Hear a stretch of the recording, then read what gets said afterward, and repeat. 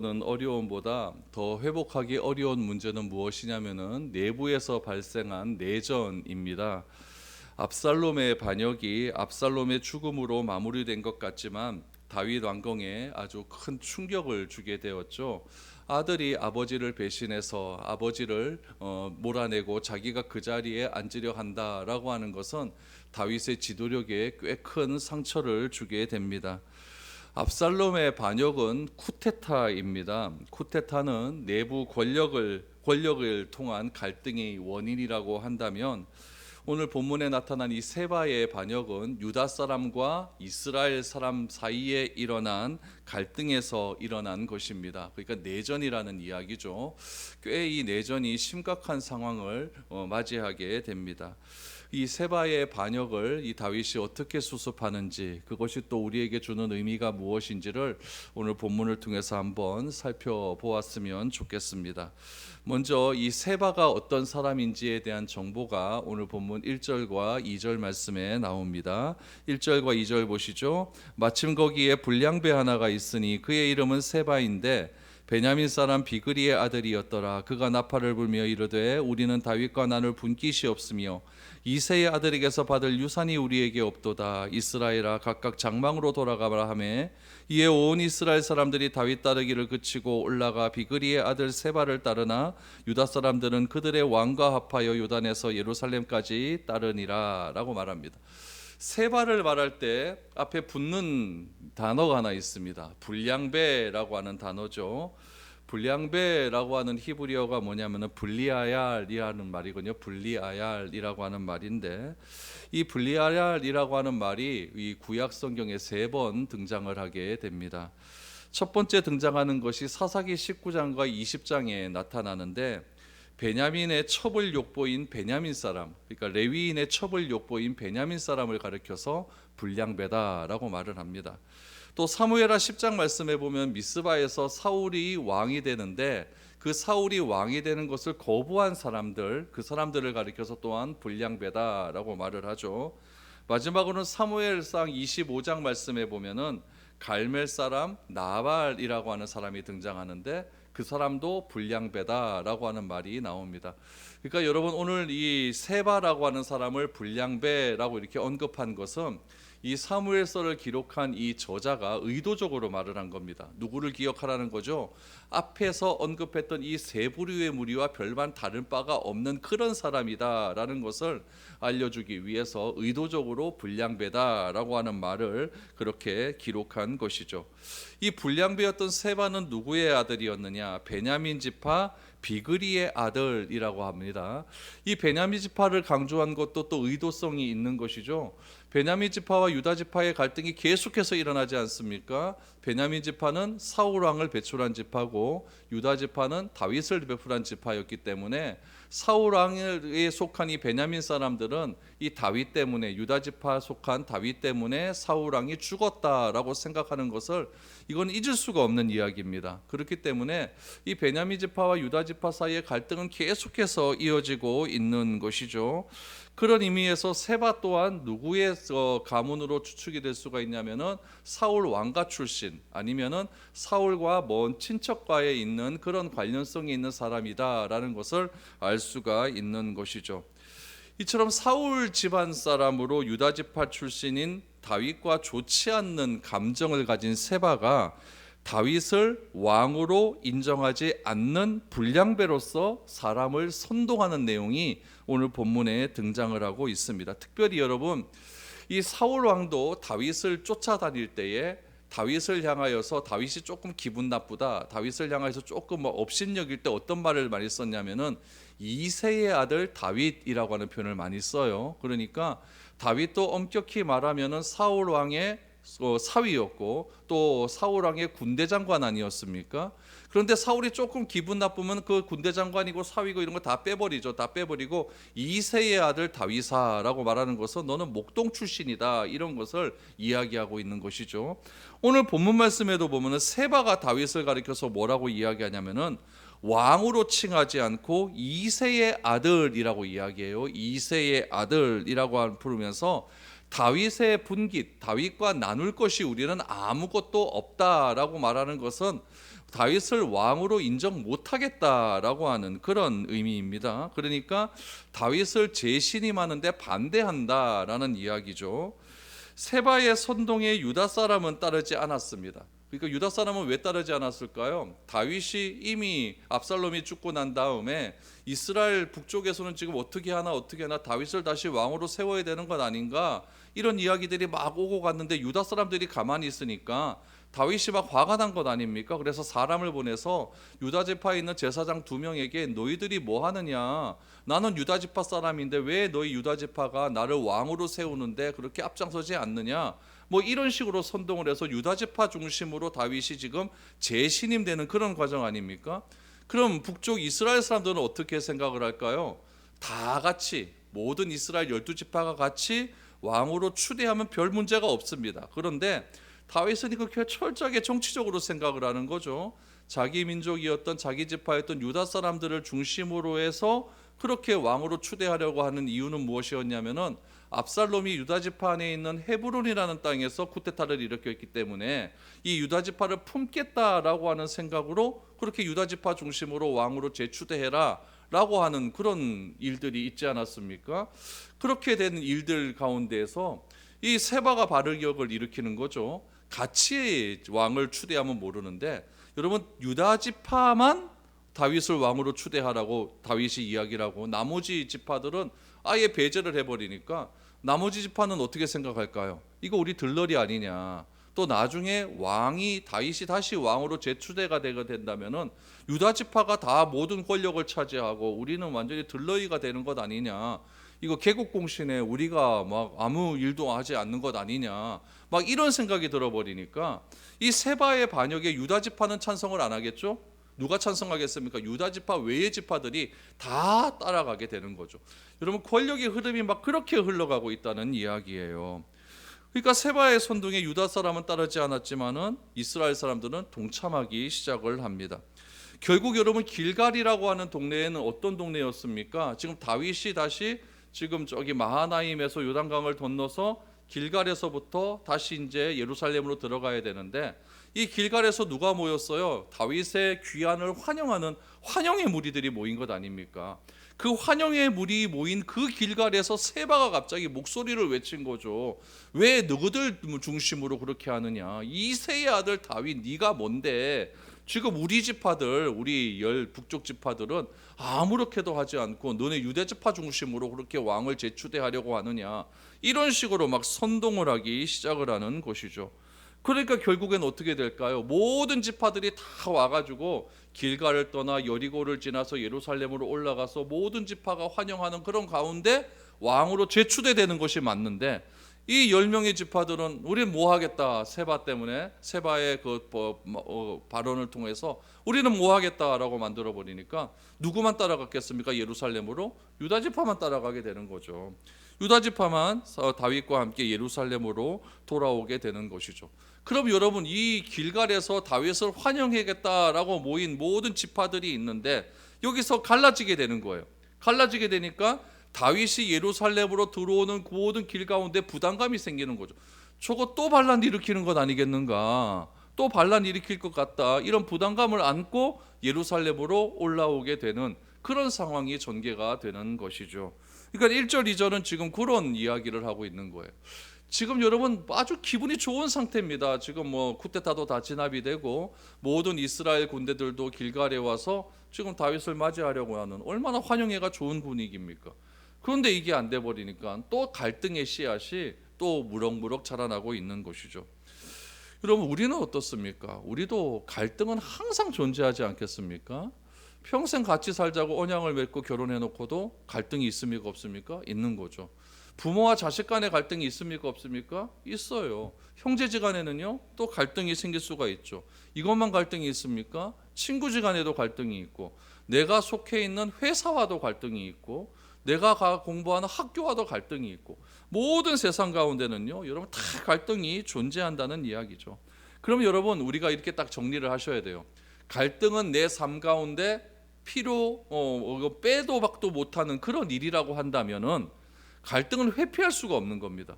그럼 우리 그리스도인으로서 해야 될 것은 무엇이냐면은 이 갈등이 존재한다면은 예수님을 믿지 않는 사람과 갈등을 해결하는 방법이 달라야 된다는 것을 보여줘야 된다라는 이야기죠.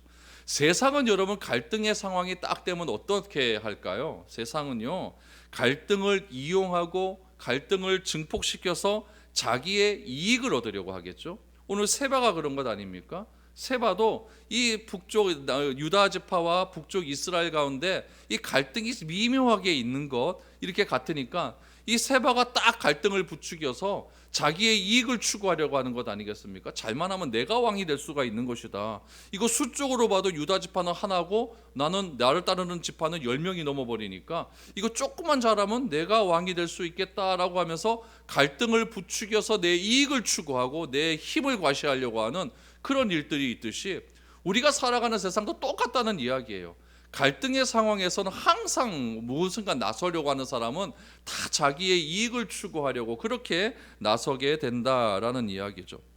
그래서 여러분, 우리가 어떤 갈등의 상황이 있었을 때에 항상 일어나는 일은 무엇이냐면은 누군가 찾아와서 그 갈등을 이야기를 합니다. 요즘 말로 하면은 우리 그냥 흔히 하는 말로 하면은 뒷담화를 하는 거죠. 그렇죠? 뒷담화를 할 때에 여러분 불편과 비난에 내 마음과 길을 내어주게 되면은 내가 결국 그 갈등을 증폭시키는 통로가 되어버려요. 통로가 되어요. 세바는 유다 지파와 나머지 지파 사이에 갈등이 있다는 것 때문에 그 사이에 갈등을 증폭시키는 역할을 해버리는 거죠. 그러다 보니까 열 지파도 당연히 그 갈등 가운데 있게 되는 것이죠. 그러니 이스라엘 사람은 자기들이 왕의 제신임에 소외되었다고 하는 그 갈등이 존재했고 이것이 세바가 갈등을 주도하게 된 직접적인 배경이 되었다라는 것을 우리는 이 본문을 통해서 알 수가 있는 거죠. 그래서 세바는 이스라엘 사람들을 향해서 뭐라고 이야기하냐면은 너희는 다윗 왕가에 대한 분깃도 없고 유산도 없으니까 2절 하반절에 보니까 집으로 돌아가라라고 말을 하면서 결국 다윗 왕과 함께 예루살렘으로 올라가는 것이 아니라 각기 자기의 지파 고향으로 돌아가게 되었다. 또다시 쿠데타의 조짐이 보이게 되었다라는 것을 알 수가 있는 것이죠.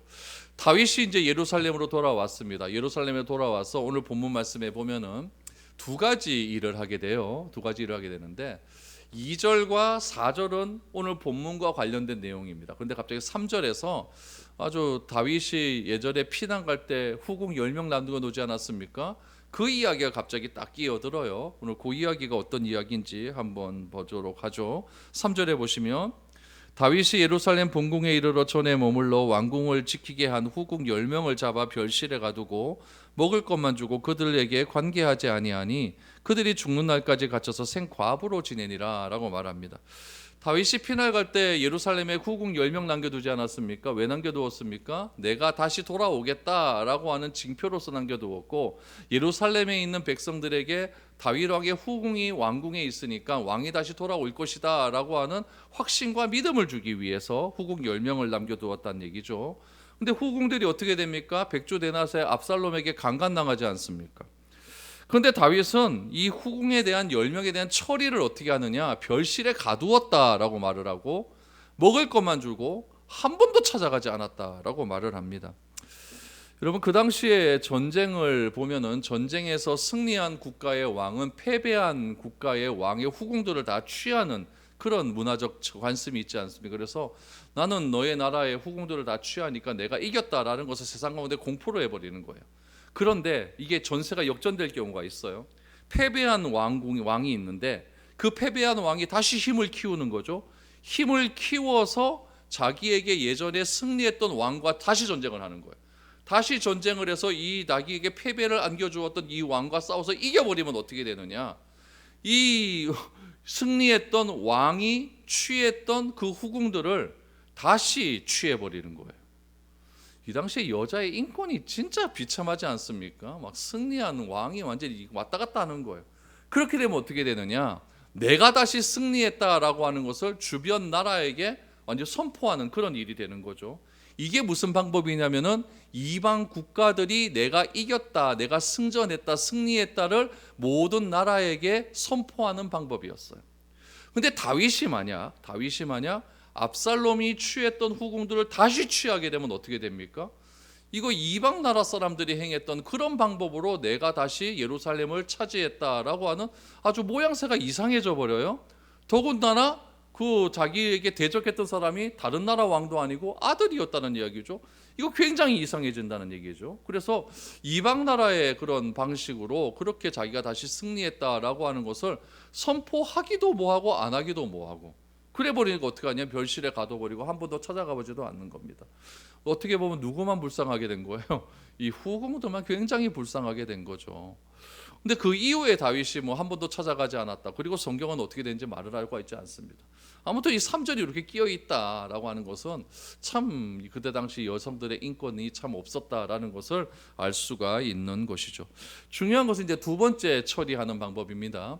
다윗이 예루살렘으로 왔어요. 그럼 항상 마음 가운데 지금 누구에 대한 생각이 있을까요? 세바에 대한 생각이 있는 거예요. 그럼 세바를 어떻게 처치해야 될 것 아니겠습니까?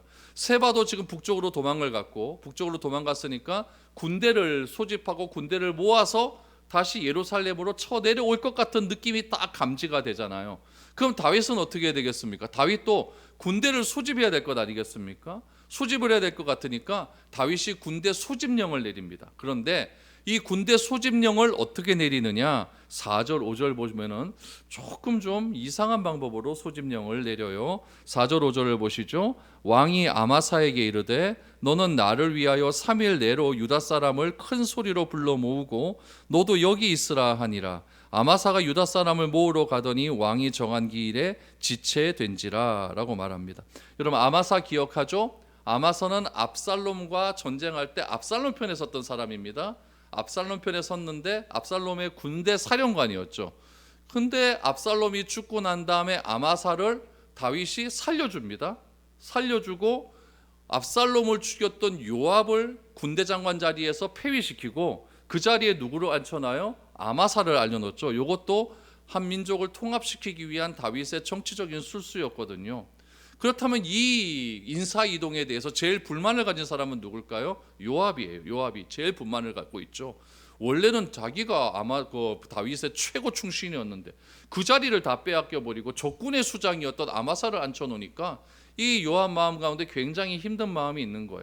다윗이 아마사에게 얘기합니다. 3일 시간을 주겠다. 3일 시간을 줄 테니까 유다 사람들한테 가서 군대를 조직해서 나에게 오라라고 이야기합니다. 여기서 여러분 중요하게 생각할 것이 무엇이냐면은 3일이라고 하는 시간과 유다 사람이라고 하는 얘기예요. 유다 지파는 이스라엘 지파 중에 예루살렘 남쪽에 있는 지파거든요. 그러니까 이 아마사는 다윗의 명령을 받아서 어디로 가야 되면 북쪽으로 갈까요? 남쪽으로 가야 될까요? 남쪽으로 가는 게 맞는 거예요. 그러면 여러분, 이 3일이라고 하는 시간 동안에 군대를 조직하는 것이 쉬운 일일까요? 쉽지 않은 일일까요? 굉장히 어렵습니다. 그래서 요 다윗이 3일 동안 했다, 3일 동안 아마사에게 군대를 조직하라고 했다라고 하는 것은 두 가지로 생각을 할 수가 있습니다. 첫 번째는 무엇이냐면은 이 아마사라고 하는 인물이 일단은 적군으로 갔다 우리에게 왔고, 또 다윗이 아마사를 자기의 군대 대장으로 앉힌 난 다음에 이거 민족을 통합하기 위한 그렇게 인사이동을 했는데, 아마사는 어떻게 자기를 한번 배신한 사람 아닙니까? 그러니까 이 아마사를 쳐낼 수 있는 빌미를 줘야 되는 거예요. 그래서 3일 동안 군대를 모아라라고 하는 것은, 이건 안 된다고 하는 것은 아마사도 알고 다윗도 아는 문제라는 얘기죠. 그래서 다윗이 아마사를 쳐낼 요량으로 3일 동안의 군대를 모아라라고 말하는 그런 견해가 하나 있고, 또 하나 견해는 무엇이냐면은 그만큼 급박했다는 이야기예요. 세바도 지금 군대를 모집하고 세바의 군대는 더 많은 것 아닙니까? 그러니까 세바가 군대를 조집해서 우리 예루살렘을 밀고 내려와 버리면 우리는 꼼짝없이 당할 수밖에 없으니까 시간이 급하다는 이야기죠. 그러니까 빠른 시일 내에 세바를 대항할 수 있는 유다 지파의 군대를 모아라라고 하는 그런 생각으로 3일이라고 하는 시간을 줬다라는 이야기죠. 이 두 가지 이야기 중에서 어떤 것이 맞는지는 요 뒤에 보면 우리가 알 수가 있습니다. 중요한 건 뭐냐면은 5절을 보세요. 아마사가 유다 사람을 모으러 가더니 왕이 정한 기일에 지체가 되었다라고 하는 것은 3일 만에 예루살렘으로 왔다는 얘기입니까? 못 왔다는 얘기입니까? 못 왔다는 얘기예요. 이거는 여러분 꽤 조금 심각한 일들이 발생할 수 있는 이유가 됩니다. 요거는요 굉장히 심각해져요. 이 성계가 여러분 위화도 회곤한 것과 비슷한 상황이 될 수가 있는 것이죠. 그러니까 여러분 예루살렘에 지금 아마사가 군대를 데리고 와야 되는데 3일 동안 못 와버리니까 다윗이 이제 생각하는 거예요. 이게 안 와? 이거 어떻게 되지? 그러면 여러분 다윗의 마음 가운데 지금 요압이라고 하는 군대 장관이 있었잖아요 옛날. 그럼 요압에게 명령을 내려서 너 다시 군대를 조직해서 세바 쫓아가. 이렇게 하면 아무런 문제가 없습니다. 그런데 다윗이 누구에게 명령을 내리냐면은 요압의 동생이었던 아비새에게 그 직위를 넘겨버려요.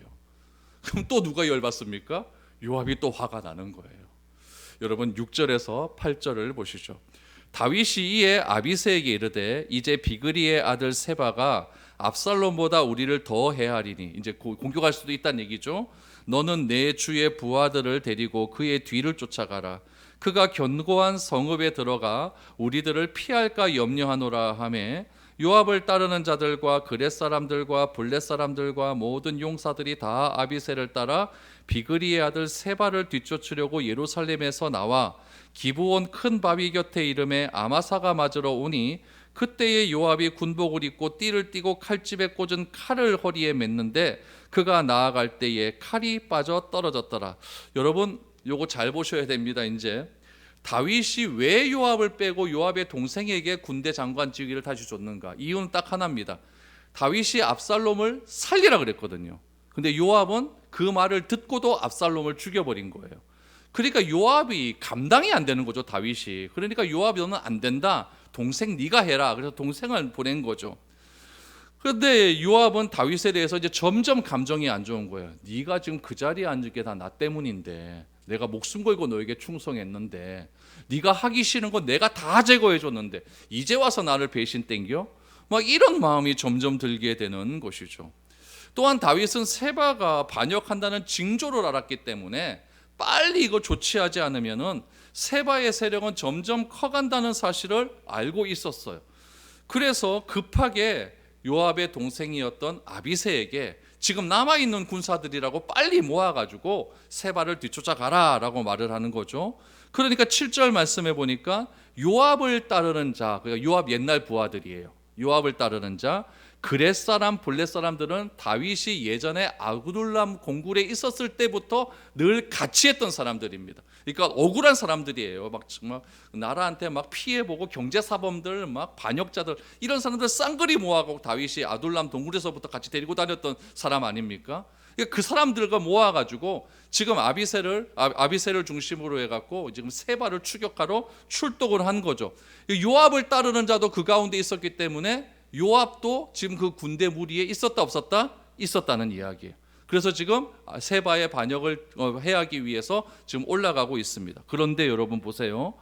7절 하반절에 보니까 예루살렘에서 나와 기브온 큰 바위 곁에 이름에 누가 나와요? 갑자기 거기서 아마사가 나와요. 여러분 여기서 우리가 지리를 좀 알아야 됩니다. 예루살렘은 중간에 있고요. 지금 예루살렘 중간에 있는데 유다 지파는 어디에 있다고? 예루살렘 중심으로 남쪽에 있습니다. 기브온은 어디 있냐면은 이 예루살렘 중심으로 북쪽에 있어요. 북쪽에 있고 이 기브온은 베냐민 지파 땅입니다. 그러니까 지금 베냐민 지파 땅 위에 지금 이스라엘 백성들이 예루살렘에서 막 올라가고 있었어요. 올라가고 있었는데 아마사가 갑자기 기브온 지파 땅이었던 지금 기브온에 지금 딱 하고 기다리고 있었던 거죠. 이건 무슨 말입니까? 남쪽에 있어야 될 아마사가 지금 예루살렘 북쪽 기브온까지 올라왔다는 얘기는 이게 무슨 얘기냐면 아마사가 3일 안에 유다 지파 사람들의 군대를 조직하고 북쪽으로 막 올라가는데 다윗 예루살렘을 거쳐서 올라가게 되면은 이거 시간이 너무 촉박되니까 너무 없으니까 예루살렘에 들어가지도 않고 곧바로 지금 세바를 쫓기 위해서 베냐민 지파 땅으로 올라갔다라는 것을 알 수가 있는 것이죠. 그럼 요압의 입장에서 한번 보시기 바랍니다. 요압은 일단 다윗도 마음에 안 들어요. 다윗도 마음에 안 들고 아마사는 마음에 듭니까 안 듭니까? 이건 더 안 들죠. 내 자리 뺏은 사람이니까요. 근데 마침 아마사가 기브온 땅에 딱 달았는데 거기에서 아마사가 딱 마중하러 나오는 거죠. 그러니까 아마사가 이거 찬스다, 이거는 하나님께서 나에게 주신 찬스다, 복수할 때가 왔다, 이렇게 생각을 하는 거죠. 아비새는 다윗의 명령을 받아 요압을 따르는 자 그렛 사람 브렛 사람으로 이루어진 특별 부대를 이끌고 세바로 지금 쫓아가고 있거든요. 이 부대에 요압도 초와 있는데 때마침 기브온 바위에 이르렀을 때 아바사를 만나게 된 거죠. 그럼 기브온 바위는 예루살렘에서 북쪽에 있는 베냐민 지파 땅이거든요. 그러니까 아마사는 왜 지금 기브온에 있었을까? 여러분, 아마사의 이름의 뜻이 뭐냐면요, 짐을 지는 자, 책임지는 자라는 뜻이에요. 책임지는 자. 그러니까 아마사는 일단 책임감이 굉장히 강한 사람입니다.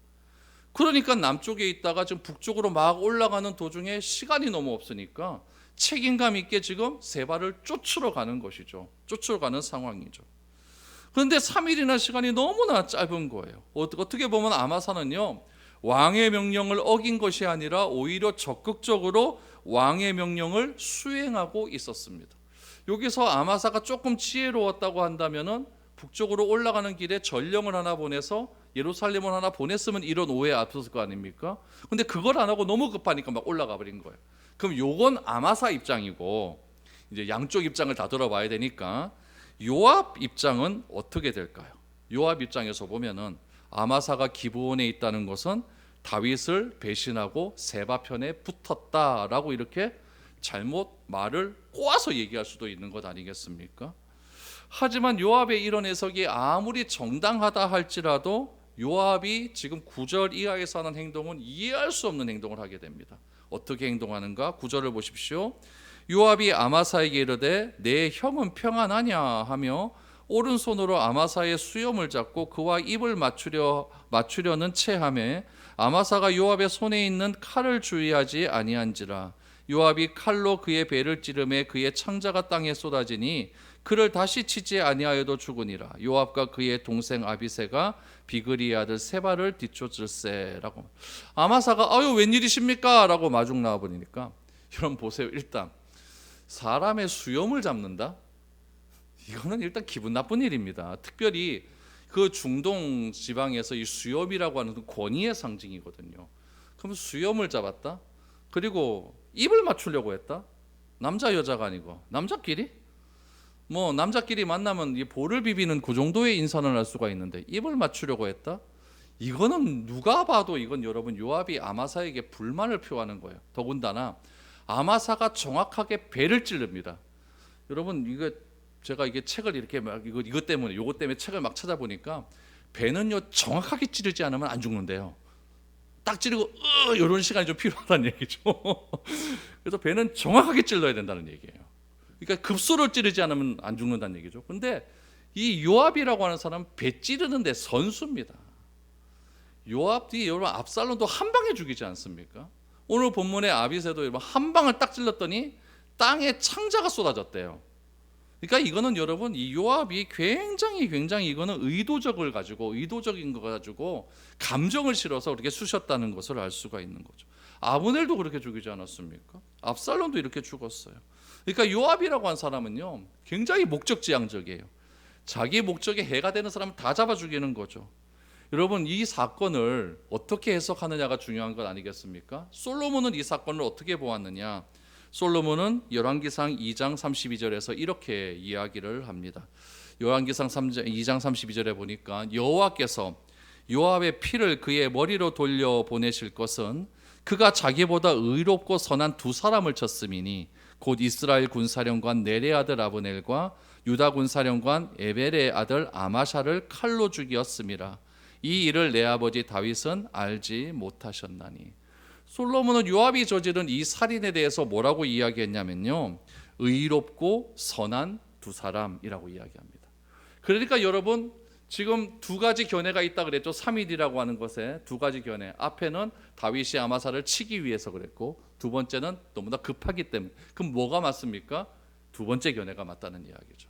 빨리 세바를 어떻게 물리치기 위해서 급하게 했는데 결국 그 의도를 요압은 알지 못하고 결국 아마사도 죽이는 그런 일들이 일어나게 됩니다. 여러분 유다 지파에 조직된 군대는 누구를 보고 따라옵니까? 아마사를 보고 따라와요. 그리고 아비새를 포함한 그 세 요압을 따르는 자 그렛 사람 블렛 사람들은 다 지금 아비새를 보고 따라온 것 아니겠습니까? 두 패가 이렇게 있었는데 아마사가 죽어버렸어요. 그러면 여러분 아마사를 따라오던 유다 지파 사람들이 막 동요가 일어나기 시작하는 거예요. 또 여러분 아비새를 중심으로 요압을 비롯해서 세 명의 막 그냥 연합군들이 다 조직을 해왔는데 지금 아비새보다 요압이 더 무섭거든요. 까딱 잘못하가는 우리의 목숨이 다 날아갈 것 같아. 그러니까 갑자기 요압의 권력이 확 올라가기 시작하는 거죠. 그러니까 그 모임 가운데 그 미스바 가운데 동요가 일어나겠습니까? 안 일어나겠습니까? 엉망진창인 또 갈등의 상황이 또 일어나기 시작하는 거예요. 그 내용이 11절 이하의 말씀입니다. 요압의 청령 중 하나가 아마사 곁에 서서 이르되 요압을 좋아하는 자가 누구이며 요압을 따라 다윗을 위하는 자는 누구냐 하니 아마사가 길 가운데 피 속에 놓여 있는지라. 그 청년이 모든 백성이 서 있는 것을 보고 아마사를 큰 길에서부터 밭으로 옮겼으나 거기에 이르는 자도 다 멈추어 서 있는 것을 보고 그 옷을 그 위에 덮으니라. 아마사를 큰 길에서 옮겨가며 사람들이 다 요압을 따라 비그리의 아들 세바를 뒤쫓아 가니라 라고 말합니다. 여러분 결국 무엇입니까? 요압을 따르는 사람을 중에 한 명이 나와서 너희들 요압 따를래? 요압 때문에 일어난 다윗을 따를래? 이렇게 나옵니다. 그러니까 보세요. 다윗을 따르는데 그럼 되는데 요압을 통해 다윗을 따르는데 라고 하는 것은 그 당시에 그 상황 속에서 가만히 보니까 다윗보다 요압이 더 강해 보이는 거예요.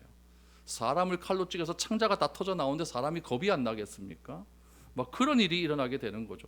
그러니까 요압은 자기가 잃어버렸던 그 자리를 자기 스스로 그 자리에 올라가는 거예요. 올라가서 결국 그 모든 모인 사람들의 군대 장관이 되어버립니다. 그리고 이 세바의 반역이 다 끝나고 난 다음에 다음 주에 모르는 다윗이 새롭게 군대 조직을 하는데 그 군대 장관에 누가 올라갑니까? 요압이 올라가요. 세상은 이렇다는 거예요. 아마사를 어떻게 처리하는지 아십니까? 사람들이 얼마나 많이 모였겠습니까? 근데 사람이 거기서 죽어져 있어요.